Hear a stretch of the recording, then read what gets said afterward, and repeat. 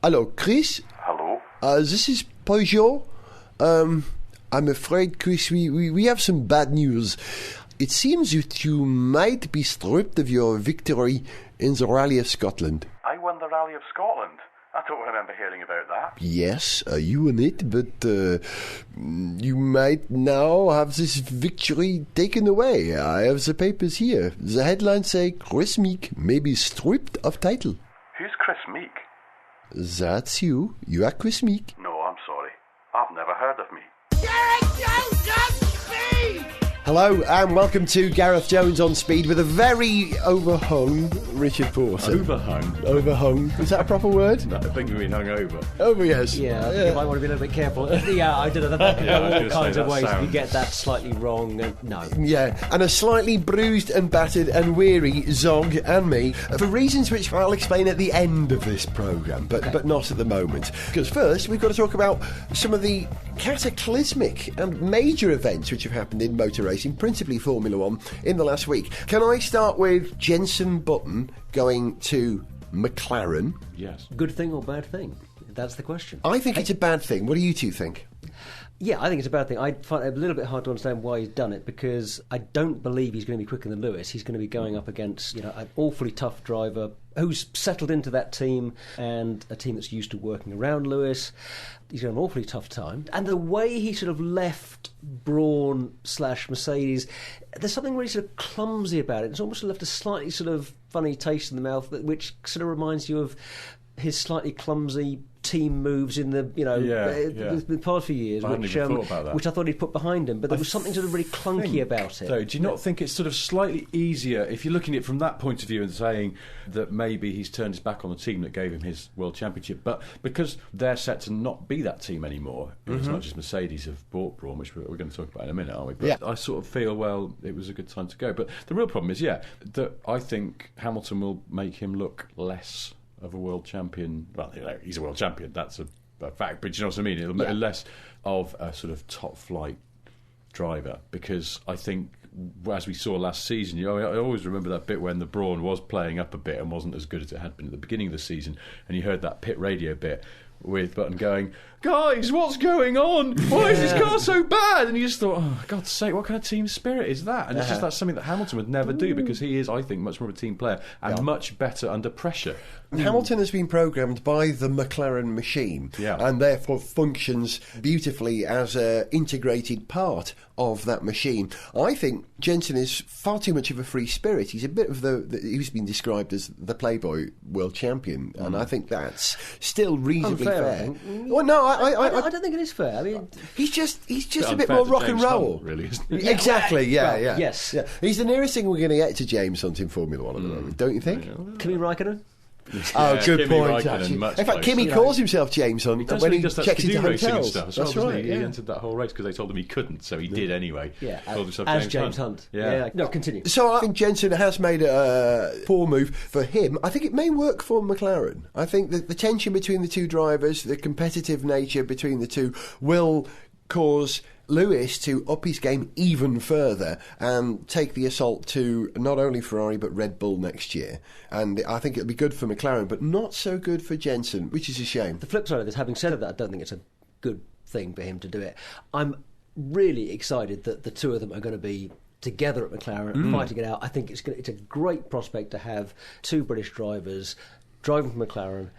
I think it is really brave of Jenson to step into that situation. Well, yeah. I mean he's not he's a racing driver. We all have met racing drivers, and the one thing is, do you ever get, particularly sort of, not Formula One drivers, but more minor league ones, but you'll mention someone who is in Formula One, and so you'll sort of raced say, against him, beat him in Formula 4. It's always, you know what I mean? It's always, you'll go, oh yeah, well, Jenson's doing pretty well. They'll go, yeah, I raced against him in Japan once. Wiped the floor with him. Yeah. There is that racing driver ego. Yeah. So I would be surprised if Jenson, maybe in his private darkest moments, but in general, when they went, well, do you want to go to McLaren, be alongside Lewis Hamilton, he went, no, Lewis Hamilton's really good, he's better than me, I better not go there. I don't think that will ever. He will have thought, yes, now is my chance to show everyone that actually I am Britain's best racing driver and not him. And that would be, I would imagine, his thought process. I'm sure you're right, but I think it is great for us as fans of the sport Yeah. that he is stepping up to the challenge and going. Oh and no, doing I can't wait. I rather, really you can't know, wait. so- Can I just say something though? It's really funny. There's two British drivers there, but do you know when Mercedes, they were talking about who, they've now signed Rosberg, and there's sort of speculation about who they'll sign. And what speculation? Well, yeah, Ooh. some good speculation, but what it seems to boil down to is that almost certainly the second driver will also be German. So there'll be a whole, there'll be a German team owned by a German company and two German drivers, and there seems to be this sort of hubris about it. And, oh my God, all Germans! It'll be like 1939 all over again. They'll probably just go and invade Poland or something. It's like, well, for God's sake! But McLaren's a British team, and they've signed definitely two British drivers. And Yeah, it's like, definitely. no one's It doesn't mean we're going to go and colonise the rest of the world. As It the doesn't. paper Oh that my God, red. they'll be going to It's, you know, every race in a piston-engine bomber aircraft. Oh God, they'll be wearing Union Jack shorts and shouting "Oi oi" in the pit lane and drinking lager. Oh no! Oh, they'll go to the French Grand Prix in a flotilla of small boats. It's not going to happen. I don't know why there's been this fuss about it. we've grown up. Yeah, no, we'll There was a flurry of tweets. Do you have a flurry of tweets? Oh, something like that. Yeah, A flock of tweets. A flock perhaps. of tweets. Regarding how Formula One is now emulating the perhaps late lamented, perhaps late A1 GP, in that you've now got a German team, you've got a British team, Force India. Does that mean they're going to sign Narain Karthikeyan and Karen Chanduk? Well, that's been blown out of the water because they just retained Suttil and Liuzzi for next year, which is a shame because actually it would have been a real kick in the teeth for A1 if F1 had gone down that national route. Well, really. accidentally sort of become. What have we done? Get Prost back. Olivia Panis. Jean-Pierre Jarier, Lacey or someone. Let's just talk about Mercedes acquiring Brawn. It's kind of been mooted for a little while, but now that it's happened, I'm in a little bit of shock because I want to know where this is going to leave McLaren. Now, one thought is that it's happened to McLaren's favour because McLaren are seeing themselves increasingly as a manufacturer of high-end road cars, and that was impinging on Mercedes' IP, if you like. And now that they're separating or divorcing from Mercedes, McLaren are freer to come up with the cars that they want, and this is what Ron always wanted. Well, yeah, but there's also they have secured the engine supply from Mercedes till 2015, haven't they? Is that right? Yeah. Certain to a minimum to 2012. Yeah. So there's obviously a relationship there. It's not a complete bust-up or anything. And yeah, I don't think McLaren see themselves as a road car manufacturer at the expense of Formula One. I think they just want to diversify. They have other companies as well. I mean, they have this catering company. No. Yeah, they have a catering company. They do all the catering for their races, but also you can ring them up and go, hi, could you come and cater my wedding, funeral, bar mitzvah, whatever. and then rethink it when they tell you how much it'll Yeah, cost. exactly, because it'd be quite expensive. All the plates are carbon fibre and things. But Lewis Hamilton helps out behind the bar if he's free. Heston Blumenthal will do Warning, some I may be making that up. molecular gastronomy at the side. They are. That's the way that Ron Dennis would do food, isn't it? The Heston Blumenthal, very, very sort of molecular level A of lot of precision. liquid nitrogen, Yeah, a lot of yeah. very high-tech equipment. Basically, we want all the food to be essentially grey with a bit of red in the middle. Something Do you like know a... I went to interview Ron Dennis? I don't know that I've talked about this on the programme, but I went to talk to him about that new road car project for Evo. And have I talked about this? But No. There's something about him in real life. He has an incredible charisma that you never get a sense of on the TV. And I know some people might be going, Ron Dennis, charisma, ha ha ha ha. But because he does come across as quite a sort of, well, let's be honest, a little bit boring, a bit too sort of. But in real That's the life, caricature, there's a twinkle in his eye, and he's a very engaging bloke. But you do not get a sense of that on the television, or even when I was listening back to my recorder after I'd interviewed him. You don't get it on tape. I was like, oh God, he's going on a bit. And he says odd things like, at one point, instead of saying, there's a bunch of people here who aren't getting the credit they deserve for working on this car, he said, there's a quantity of people within this organisation. A quantity of people? What was that? Ron It's speak. bizarre. And yet, he is absolutely engaging. And I was talking to a friend of mine who's another car hack who went to interview Ron earlier last week, and he dropped me a line and just said, how is he in the interview? Is he a good talker and all the rest of it? And I said, see if you find the same thing. And sure enough, he did. He has this great magnetic sort of aura about him. That sounds really prissy to say that, but it's true. It's just something about him. You can see why he's been so successful. He's obviously quite a people person, and I've read this about Ron, that he really, really does command respect and a great deal of affection from the people around him. And you've always thought, but he seems so cold and distant, and yet actually in real life there is something about him that is very, very charismatic. The Weird. thing is, that public perception of him as a bit of a robot aside, you can't lead an organisation of that scale to that level of success over that period of time without having some charisma and some ability to bring people with you. Yeah. So it doesn't surprise me. I've only met him twice in 2 or 3 consecutive days, something like that. Yeah. If that's possible, 2 in 3 days.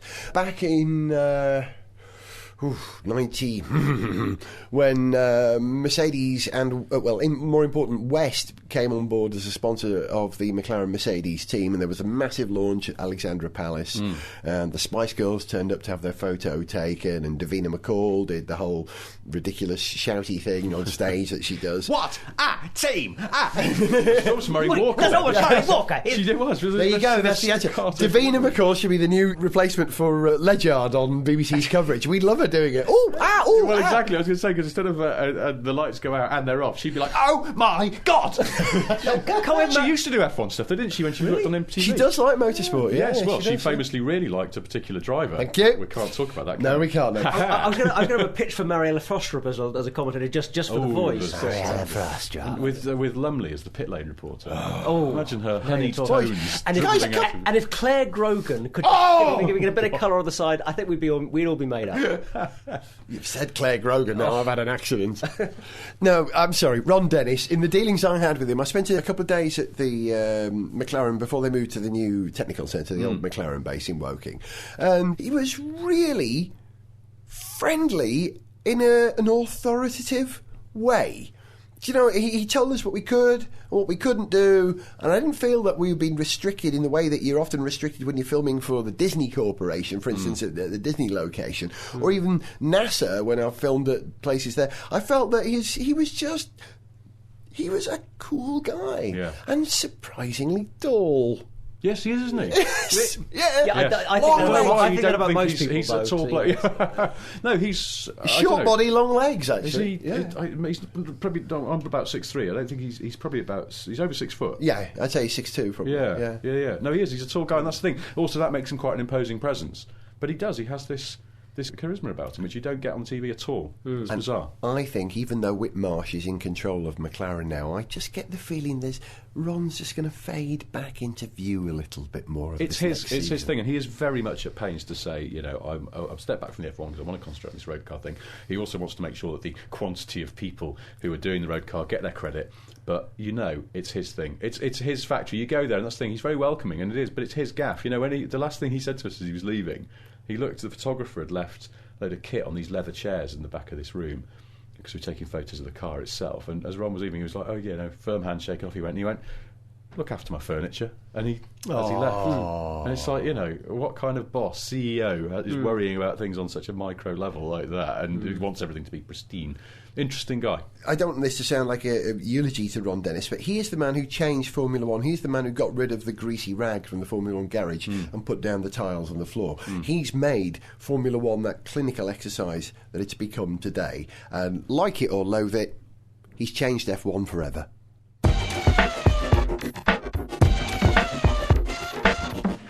So, Ron, can we just go back to exactly why it is that you decided that now, of all times, was the right time for McLaren to make another road car?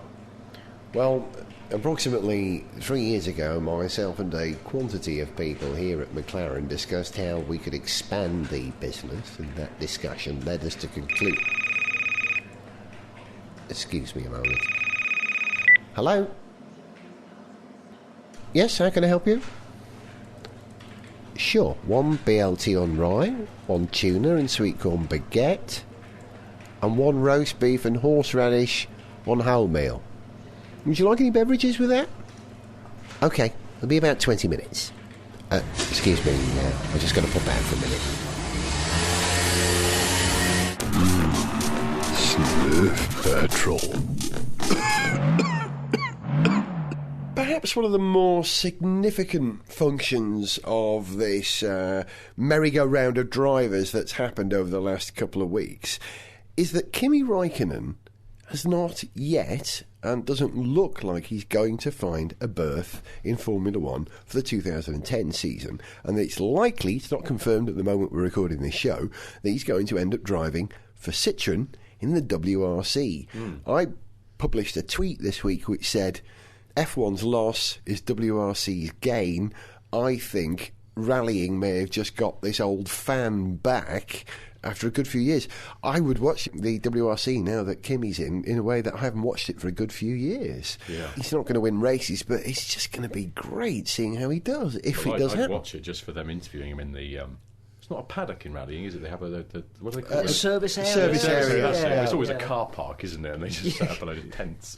That's what I quite like about rallying. It's the antithesis of F1 in many ways because it is a bit more sort of Visceral. spit and It sawdust. feels a bit more like the kind of motorsport you could sort of go and do yourself. Yeah, yeah. If you. But yeah, Kimi and that, it'd be great. Well, he's obviously got a passion for it, you know. Yes. He's obviously somebody who give him a fast thing and he wants to make it go faster and win And it. let's be honest, the Finns are always a bit tasty when it comes to rallying. Oh, yeah. More so than F1, I suppose. And there's very good reason for that. Statistically.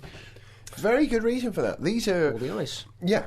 These are people who have to drive in limited grip scenarios from the minute that they learn to drive, so they have an innate experience on how to handle There's a the skid likes of pan gravel. element of the Finnish driving test, I believe, or the Is there really? Finnish driving instruction, certainly. When you learn to drive there, you have to do a certain amount of time on a skid pad. I'd love to see Kimi. didn't know that. The question is, would Kimi's pace notes have to be delivered in Kimi-ese so he would understand it? So instead of, 30 wrong, slow down, 40 wrong, it's going to be Kimi. And he'll understand that. It's like Morse code to Finnish people, isn't it? No, Kimi's great. It's a shame he's not in F1 though, or looks like he won't be, just because actually there was something mesmerising about him because he was the only. He's so uncorporate and so clearly just didn't really care that much. And of course, his famous line about on the grid interview with Brundle. Yes. Yeah. About having Kimi, to did go you and see use- Michael's farewell ceremony? No, I was having a. No, It's just, it's wonderful, and you're sorry about him being so uncorporate. I think one of the things that prevented the McLaren That's thing right. happening Yeah. was that he basically didn't want to do enough sponsor things. Yeah. And good for him. he'd already been there and done that McLaren thing, and Exactly, he probably yeah. just thought, it's a bit tedious if I go back there. They'll make me wear shiny shoes and things. And, Talking of not corporate, his style. the biggest European motor corporation, Volkswagen, Yes. VAG, are mooted to be considering an engine supply for Formula One in 2012. Heard this, yeah. I think this is great news. It's still slightly surprising because for years Audi have said, no, we are happy with what we're doing in Le Mans. We're not Yeah. interested in coming to Formula One.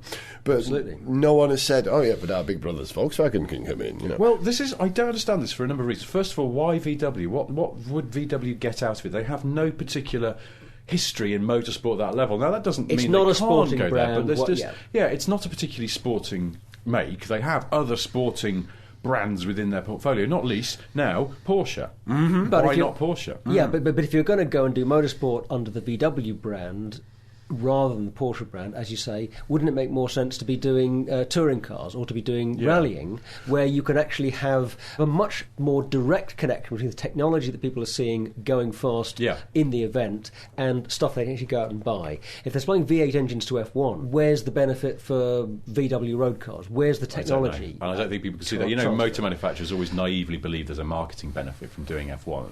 I always believe it's a load of old rubbish, and that Toyota didn't sell a single extra Yaris for all their time in Formula One. VW, at the moment, they have this ambition. They really would like to be the world's biggest car maker. And one of the ways they will do that is by getting bigger in the US for a start, because it's a big market. They've got two things they're going to do there. They're going to launch a full-size pickup truck.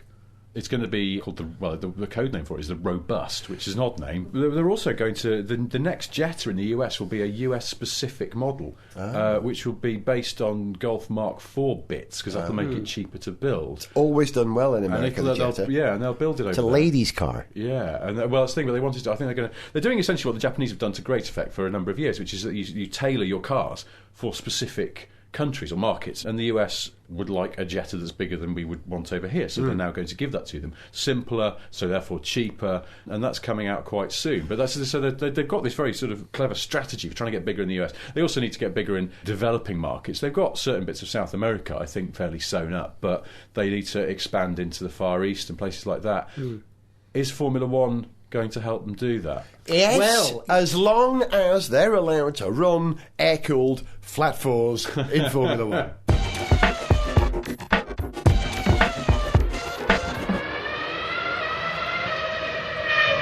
Dr. Schneider, as head of Volkswagen's motorsports operation, you must accept there were mistakes made during your first season in F1. The air-cooled Flat 4 really didn't deliver the performance your customer teams were looking for. So, how are you going to correct these problems for 2013? Well, yeah, there were problems for sure, but for next season we will have a radical plan to ensure that these mistakes are not repeated. First of all, our next engine will be water-cooled and will be of an inline configuration and will be mounted at the front of the car. Mounted at the front of the car? Are you sure about this? Surely this simply won't work. And for one thing, what on earth will the car look like? Don't worry, we have a plan for that. You don't happen to have a number for Giugiaro, do you? Gareth Jones of Not all the seats in Formula One are sorted out just yet. There are still one or two gaps. One of the gaps is at the Campos Meta team. And by the way, do you remember we've had this conversation about the new Spanish Campos Meta team? We like the idea of a meta team, which was, more than a team, Do you know why it's called Campos Meta team? Do you know why? No. Because they've got a PR agency called Meta as one of their major partners. Right. So they're going to do the PR for it. That's right. So, and as a real sponsor or PR coup, they've got lovely Bruno Senna in Formula One, who I think is a great driver and a very nice lad, as we know. We've interviewed him on this show. How do you think he'll do in Campos in Formula One next year? Well, I mean, Campos are probably going to give him a better chance to show what he can do than the other new teams. Probably, who knows until we actually get to see the first few races of the season, but it seems like there's a good chance that Campos are going to be probably the quickest of the new teams, the best of the new teams. Do you think? Well, I think there's a good it'll be chance. quicker than Lotus. USF1. Or USF1. Or not Lotus. That are not Lotus. Pretend Lotus. Yeah. Sort of Lotus. Let's call Lotus-ish. them Air Asia. Okay. Lotus-y. Lotus-y, yes. You think they could be the best of the 3 teams, 4 teams? Oh, 4 teams. Yeah. Is it going to be Sauber? Well, that's something else we haven't talked about yet. Well, yeah, but yes, Sauber have bought themselves back off BMW. Pending getting a slot on the grid next year. Yes. Which... And this was this story that you were just telling us about earlier, because it's not just as simple as FIA saying yes or no to BMW having their slot back, if you like. It's it's pending clarification of a couple of things. First of all, this Toyota position. Toyota could theoretically have legal action against them for pulling out of Formula One with, I read somewhere, the possibility of a $300 million fine for pulling out of Formula One.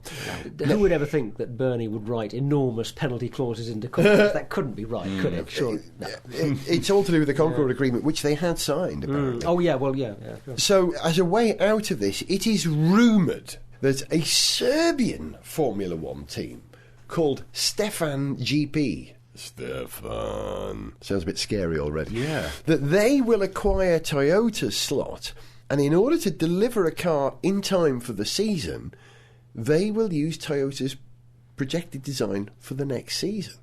Where has this Serbian team suddenly come from? Where is this? Because I mean, maybe I'm... Sorry. I asked for that. There's an open goal. Yes, but you're right.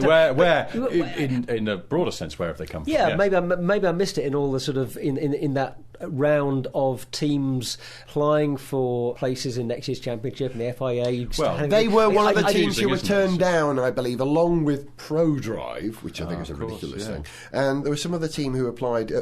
Lola, of course, who didn't get a slot. Yeah. So M Technology was behind another bid. And, but if I was going to, I'd have put money on Lola or ProDrive getting the slot, and the fact that they didn't, I still don't understand.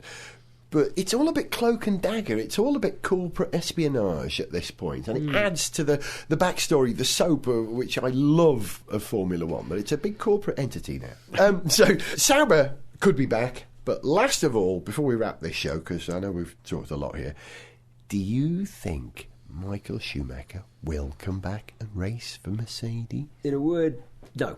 I thought about a week ago that I was going to say that as well. Yeah. Well, but a week ago, I thought, actually, no, this could really happen. It seemed plausible. I could believe that he, wants to get back in a car and race if he has the right opportunity.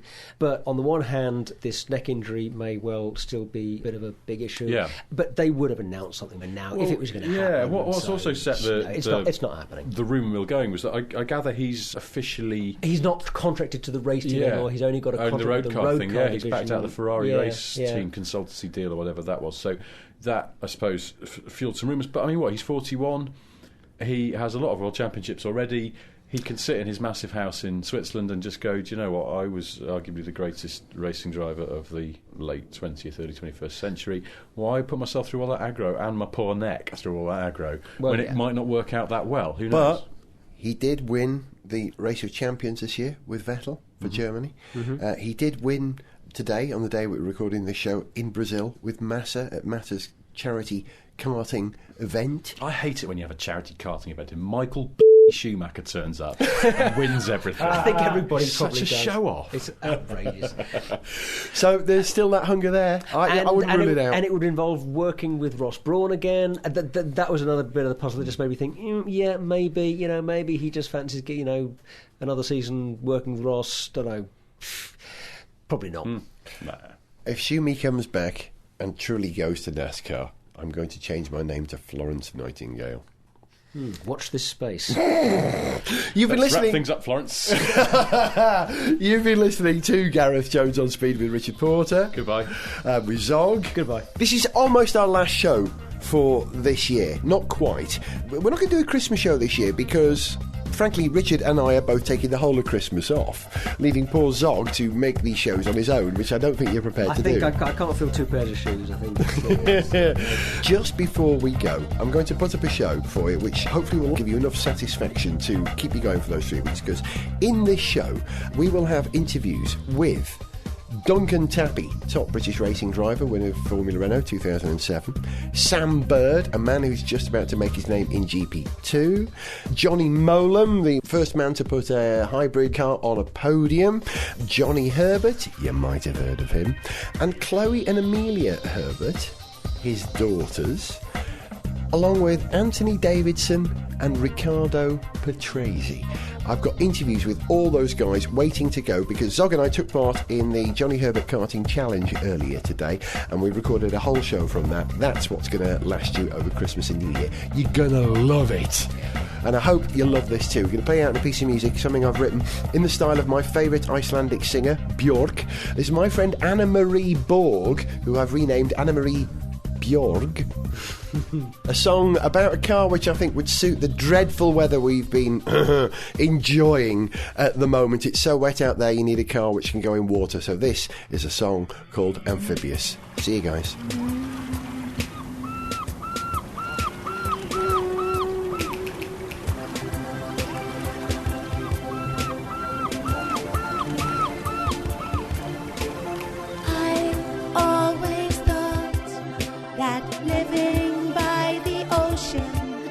Bring freedom, but I can't find a transport mechanism that will work on both land and sea effectively.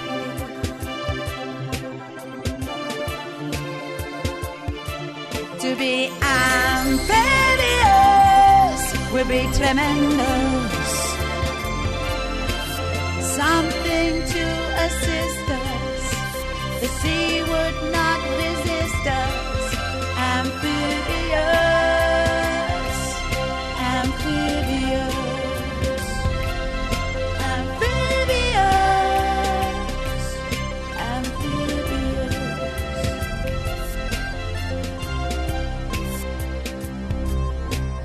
Everywhere I look, top gear, you too, Gareth Jones on speed. Everyone wants to float in a car that can be driven on land and driven on water. I don't know if such a thing is possible without compromising. Compromises.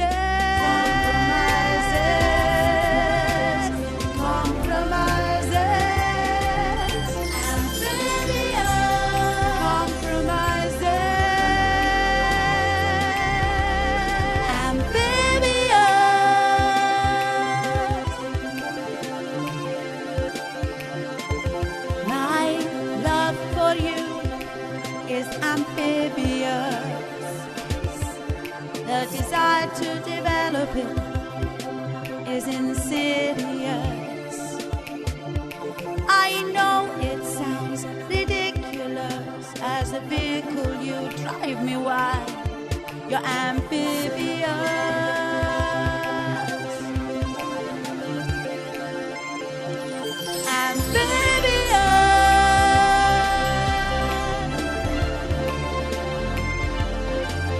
Wheeled cars have large round protuberances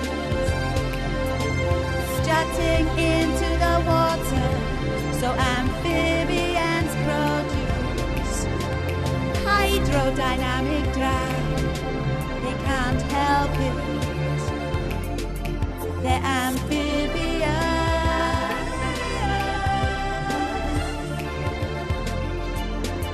The future is so uncertain for cars that will let us fly, but cars that go on land and sea are achievable.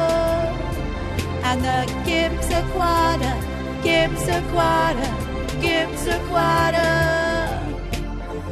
is some of the way there.